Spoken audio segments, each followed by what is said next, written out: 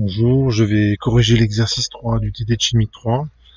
C'est un exercice où on vous demande la configuration électronique d'atomes et d'ions. Alors, commençons tout de suite la résolution. Alors, quand on commence, on vous demande la configuration électronique de L3+, puis L-, etc. Alors, quand vous avez ceci, la première chose que vous faites, c'est que vous commencez par la configuration électronique de l'atome neutre. Pourquoi? Parce que l'ordre de remplissage des orbitales atomiques, c'est lorsque vous enlevez des électrons, vous les enlevez pas dans l'ordre inverse dans lequel vous les avez mis. Donc c'est pour ça qu'il faut toujours partir de l'atome neutre.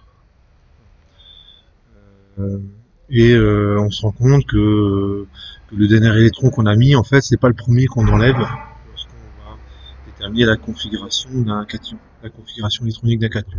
Bon, ici, ça va être le cas pour l'aluminium, mais dans le cas général, c'est pas vrai.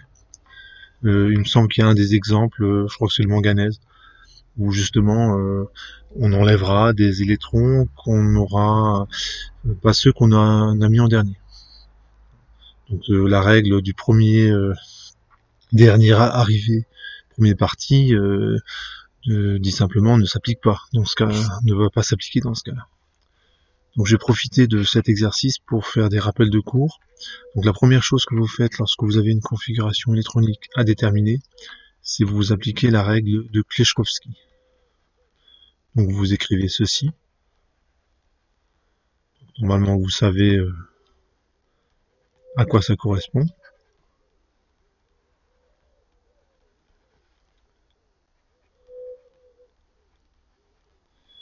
Voilà, 5F, 5G, etc. Donc là je pourrais continuer. L'entier que vous voyez là, c'est le nombre quantique principal. C'est petit n.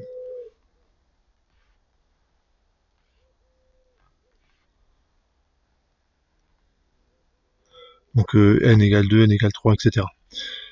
Le S, ça correspond au nombre quantique azimutal, petit l. Donc lorsque vous avez S, ça veut dire petit l égale à 0. Donc c'est une notation qui vient des spectroscopistes. Ça correspond à des raies spectrales très bien définies dans un spectre. Ça, en anglais, c'est sharp. P, c'est principal. C'est certainement les raies les plus lumineuses. Et ça correspond à L égale 1.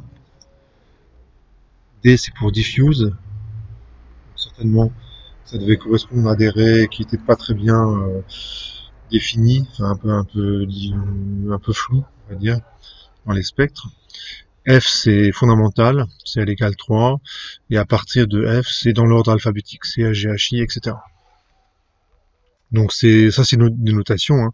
Donc chaque fois que vous voyez S, L, ça vaut 0.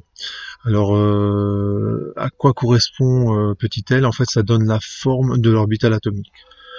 Vous pouvez facilement trouver la forme qu'elles ont, et dit simplement, plus L est grand et plus la forme est bizarre. L égale à 0, ben ça correspond à... Donc pour un atome, ça va bien. Hein, si on vous demande de représenter un atome, c'est à peu près ce que vous dessineriez. Pour L égale 1, ça fait déjà une forme un petit peu bizarre, ça fait 2 lobes. Pour L égale 2, c'est une forme encore plus bizarre, où vous avez plusieurs lobes. Ça se répartit de manière un peu compliquée dans l'espace, et évidemment, plus je vais... les orbitales F, puis G, etc. ont des formes vraiment étranges. Il y a un nombre quantique que vous voyez pas, c'est le nombre quantique petit m, qui est le nombre quantique magnétique. Alors, la petite m, ça vous renseigne sur l'orientation de l'orbitale atomique.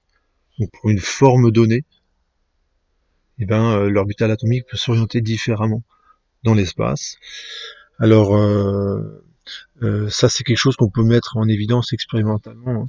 Si vous soumettez l'atome à un champ magnétique, par exemple, un gradient de champ magnétique, vous allez avoir une réduction partielle du paquet d'ondes. Ça veut dire que la forme de l'orbital atomique va s'orienter d'une certaine façon. Ça arrive également lorsque deux atomes se rapprochent et forment une liaison chimique. Les orbitales atomiques s'orientent d'une certaine façon pour former des liaisons chimiques. Et donc c'est quelque chose, bon, ça se voit pas dans mon triangle à 1s, 2s, 2p, 3s, 3p que j'ai représenté, mais vous devez le savoir. Quand L égale à 0, les valeurs de M, il n'y en a qu'une seule possible, c'est 0. Lorsque L égale 1, il y a 3 valeurs possibles pour petit m, c'est moins 1, 0 et 1. Lorsque L égale 2, il y a 5 valeurs possibles, moins 2, moins 1, 0, 1 et 2. En fait, M est compris entre moins L inclus et L inclus. Donc une orbitale atomique est complètement définie par 3 nombres quantiques. Petit rappel de cours.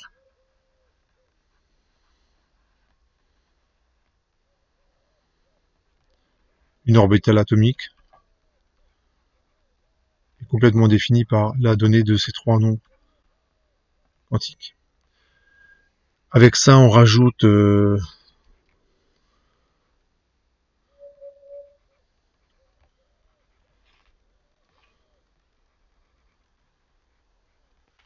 peux mettre 2 signes équivalents. Il faut rajouter un troisième nombre quantique qui est propre à l'électron qui va occuper l'orbitale atomique, c'est le spin de l'électron qui vaut plus ou moins 1,5. Ce qui fait que il y a 4 nombres quantiques pour définir complètement l'état d'un électron dans un atome. L'état d'un électron dans un atome.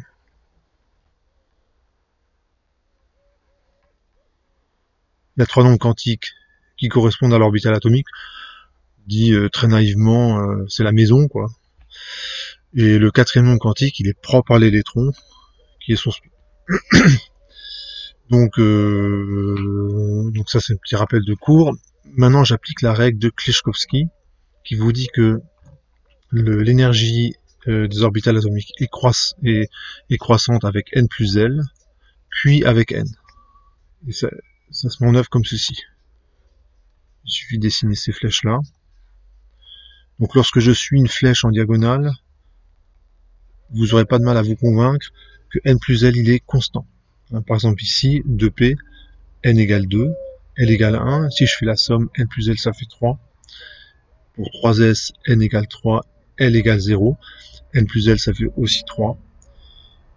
Donc ces orbitales atomiques sont de plus grande énergie que les orbitales atomiques 2s et 1s, et de moins grande énergie que les orbitales avec n plus L plus grand.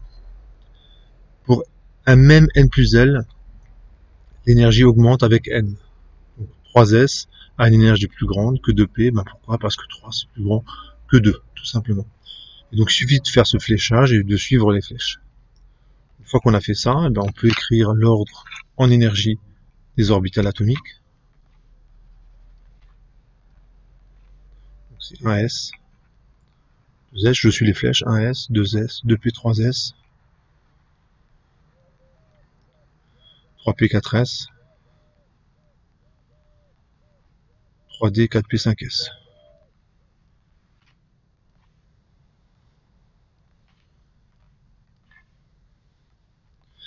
3p, 3d, 4p, 5s. Bon là je suis allé largement assez loin.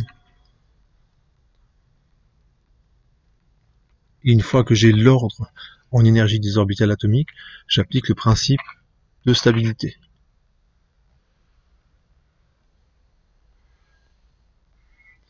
Le principe de stabilité, il est tout simple. On commence par mettre les électrons dans les orbitales atomiques de plus basse énergie. Et donc c'est normal pour un atome dans son état fondamental, donc son état de plus basse énergie. Alors je peux mettre 2 électrons sur l'orbitale 1s. Ça c'est le principe d'exclusion de Pauli qui me dit ça.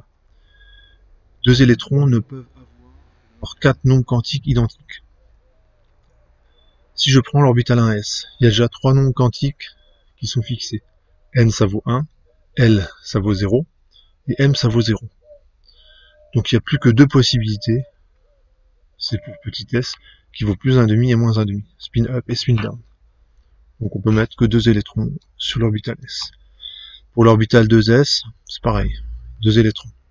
Pour l'orbital 2p, il y a 3 possibilités. N ça vaut 2, L ça vaut 1, mais M il peut prendre 3 valeurs, moins 1, 0 et 1. Et comme je peux mettre 2 électrons par orbital atomique, ça fait 6 valeurs, ça fait 6 états possibles, donc je peux mettre 6 électrons sur les orbitales P. Là je suis à 10, il me reste 3 électrons, 3s2, 3p1. Ce qui fait que tout ça, tout ce qui est après, finalement c'était pas utile. Ça c'est l'aluminium dans son état fondamental. Et maintenant je lui enlève 3 électrons. Évidemment là, ici je vais enlever les électrons de valence. J'en profite pour vous indiquer que c'est ceux avec le N le plus grand et les couches N-1D incomplètes. Donc c'est les électrons les plus à l'extérieur de l'atome, donc c'est ceux qui vont faire les réactions chimiques. Ben, ces électrons-là, c'est ces électrons-là qui partent en premier. Il y a L3+.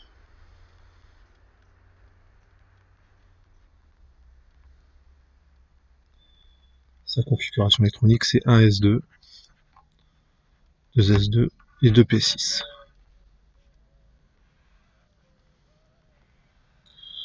Donc je fais un petit récapitulatif. Donc règle de Kleshkovsky pour l'ordre des orbitales atomiques. Il y a 3 nombres quantiques N, L et M pour définir les orbitales atomiques. L est toujours strictement plus petit que N, c'est pour ça que ça fait un triangle. M peut prendre les valeurs de moins L à plus L inclus. L'électron, il peut prendre, son spin ne peut prendre que 2 valeurs. Le principe de stabilité vous dit qu'on commence par mettre les électrons par les orbitales de plus basse énergie.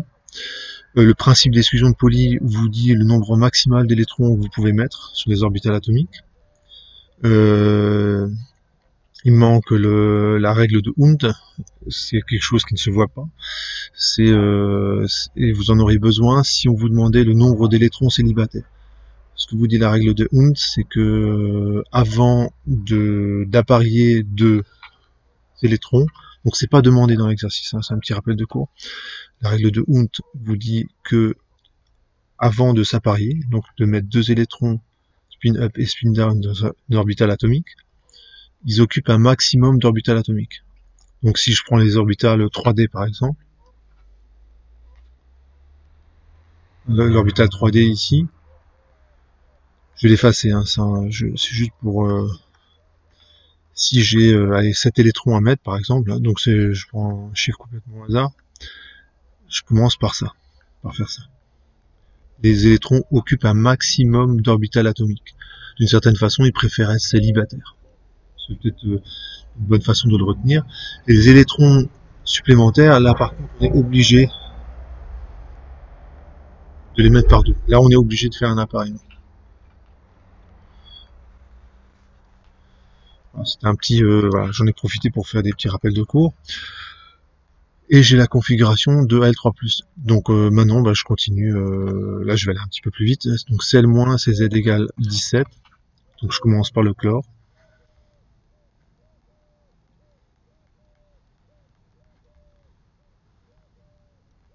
AS, 2S, 2P,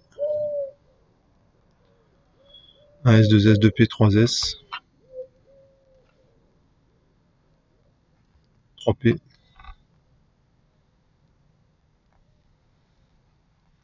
4S. Alors, ça devrait suffire. Donc on a 2, 2, 6, là 10, 2 et 5.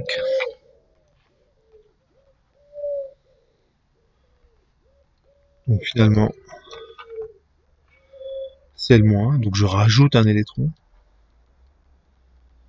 Je vais le rajouter, là c'est simple, je vais le rajouter sur l'orbitale 3p qui du coup va être pleine. J'acquiers la configuration électronique du gaz rare le plus proche. Voici pour Cl-. Donc là, il y a un gain de stabilité. Hein. Quand vous remplissez complètement des orbitales atomiques, il y a un gain de stabilité et c'est pour ça que le chlore capte si facilement un électron. On passe au soufre, puis S2-. Donc le soufre, c'est quasiment comme le chlore. Il y a un électron en moins. 2p6, 3s2, 3p4. Ça c'est pour le soufre. Et si je rajoute 2 électrons, évidemment, je vais acquérir la configuration électronique du gaz rare le plus proche, qui est aussi celle de Cl-. Donc S2-, je rajoute 2 électrons. Alors, il y a toujours 16 protons. 1s2, 2s2, 2p6, 3s2, 3p6.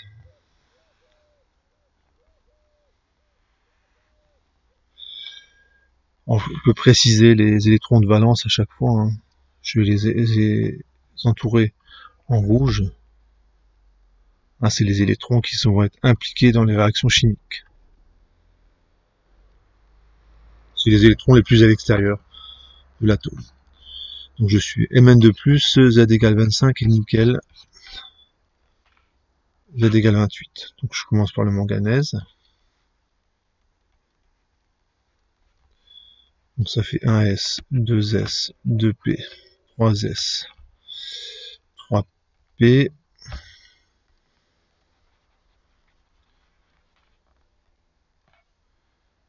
3s, 3p. J'ai effacé pour que ce soit un petit peu plus propre. Donc 1s, 2s, 2p, 3s, 3p, 4s, 3d,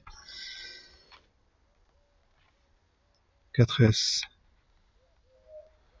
3d, ça devrait suffire. On commence au remplissage. Là c'est 2, 2, 6, je suis à 10. 2, 6, 2, je suis à 20 et 5. Voilà pour le manganèse. Et il faut que je lui enlève 2 électrons. Alors, c'est justement là que on se rend compte que les derniers électrons qu'on a mis, c'est pas ceux qu'on va enlever en premier. Alors, il y a quand même on peut proposer une justification. Lorsque les orbitales atomiques D ou P sont à moitié pleines, il y a un gain de stabilité. Donc, par exemple, 3D5, je pourrais le représenter comme ça. Ah, donc une orbitale atomique, donc c'est 5. Si je mets 5 électrons, je les mets comme ça. Et lorsqu'elles sont à moitié pleines, ces orbitales, il y a un gain de stabilité. Et comme il y a un gain de stabilité, ces électrons-là, eh ben, ils sont bien entre eux, en fait. Donc ça va être compliqué d'en enlever un. Si vous en enlevez un, d'une certaine façon, les autres ne sont pas d'accord. C'est comme si vous aviez, alors je mets plein de guillemets quand je dis ça, c'est comme si vous aviez 5 célibataires qui s'entendent très bien, dans 5 maisons, les unes à côté des autres, ils font la fête et tout va très bien. Et ben c'est compliqué, il y en a aucun qui veut partir en fait. Donc les électrons qui vont partir en premier, en fait, c'est pas ceux des orbitales, les derniers qu'on a mis, mais c'est ceux des orbitales, de l'orbital 4s. Alors ça c'est dans le cours, c'est pas juste, je vous montre, oups, pardon. C'est ici. L'ionisation d'un élément. Donc c'est dans le cours hein, de l'architecture de la matière que vous trouvez sur le drive. Donc vous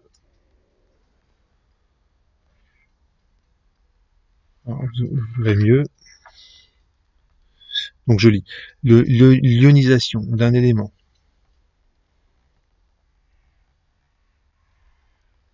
ayant une sous-couche N-1, D incomplète, s'effectue par le départ des électrons NS d'abord, puis les électrons N-1D. Je reviens à mon exercice. Donc regardez, le n, donc c'est le n le plus grand, c'est 4. D'accord?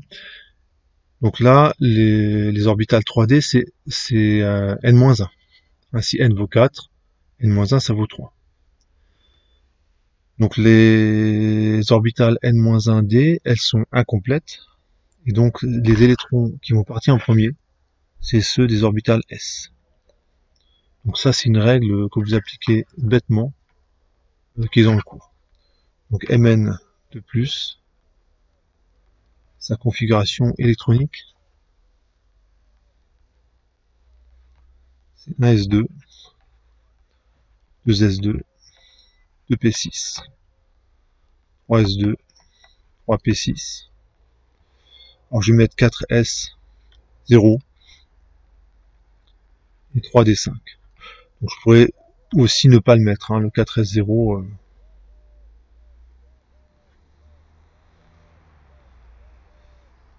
C'est comme il n'y a pas d'électrons, on peut ne pas le mettre.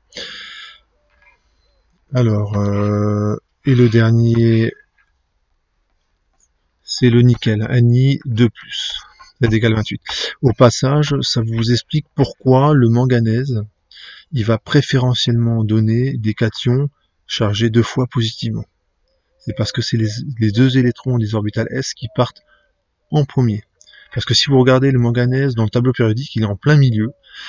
Et si on vous demande, mais pourquoi le manganèse va préférentiellement donner Mn2+, eh bien, franchement, en regardant le tableau périodique, il est en plein milieu. C'est pas du tout évident. Il serait sur le bord, hein, dans la colonne du calcium.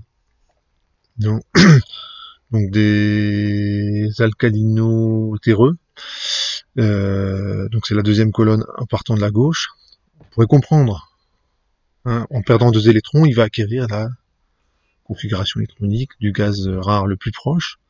Mais là, pour un élément qui est en plein milieu du tableau périodique, justifier qu'il va préférentiellement donner Mn2+, c'est impossible. En revanche, si vous écrivez sa configuration électronique, eh bien, là, vous arrivez à le justifier. Donc, il me reste le nickel à faire, et Z égale 28.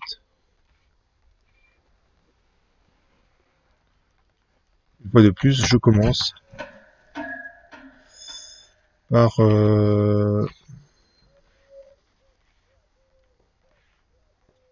écrire les orbitales atomiques dans l'ordre. Alors c'est toujours le même, mais je connais pas par cœur, 2p3s, 3p4s. Je vais y arriver. 1s, 2s, 2p3s, 2p3s, 3p4s.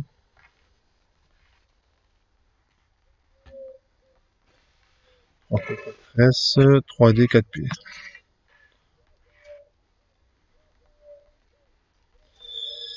Et j'ai 28 électrons à placer, donc ça fait 2, 2, 6, 2, 6, 2. Là, je suis à 28.